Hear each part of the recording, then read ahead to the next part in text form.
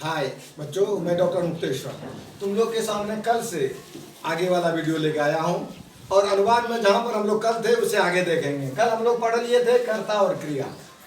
कर्ता प्रथम पुरुष का एक वचन, क्रिया भी प्रथम पुरुष का एक वचन, स के साथ पठती। इसी को जब हम इंग्लिश के रूप में लेते हैं तो सब्जेक्ट प्लस वर्ब और प्लस ऑब्जेक्ट होता है वहाँ पर, ठीक है। लेकिन संस्कृत में क्या होता है, सब्जेक्ट तो है ही, वर्ब है, इस बीच में मेरा क्या रहता है, कर्म। कर्म हम बीच में देते हैं। कर्ता और क्रिया बदल सकते हैं।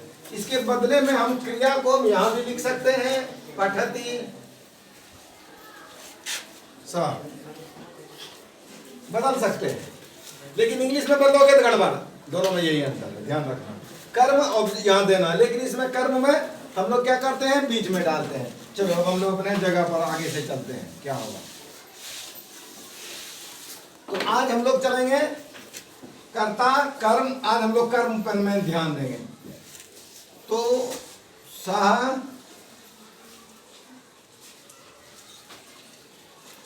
पुस्तकम पठती, हम उन्हें कुछ नहीं किया है, केवल सह को यहां उतार दिया, पठती को यहां रहने दिया। केवल कर्म, ये जो तुम कर्म देख रहे हो वो कर्म यहां पुस्तकम है। ये पुस्तकम जो है वो द्वितीय व्यक्ति में है। क्यों? क्योंकि कर्म हमेशा द्वितीय व्यक्ति में रहना चाहिए। क्यों? क्योंकि कर्मणि द्वितीय, या ऐसे जानोगे तुम लोग, प्रथमा द्वितीय तृतीय, कर्ता कर्म कर्म, कर्ता प्रथमा कर्म द्वितीय।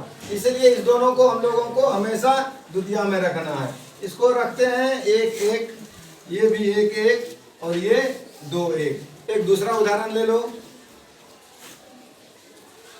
सीता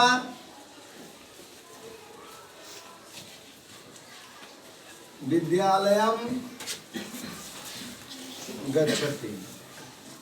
अब देखो, सीता विद्यालयम गच्छति, विद्यालयम जो है वो तुम्हारा क्या है, कर्म है।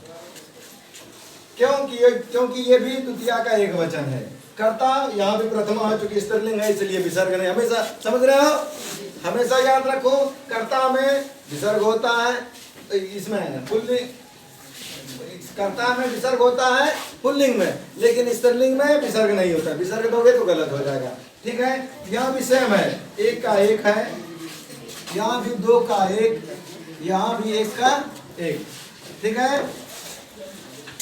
इसलिए कर्म में हमेशा कर्मणि द्वितीय से द्वितीय व्यक्ति होती है। समझ लिया? ठीक है, आज इतना ही। शेष दूसरे दिन। लाइक, सब्सक्राइब और शेयर करो। आज इतना ही शेष, ठीक है। राधे राधे।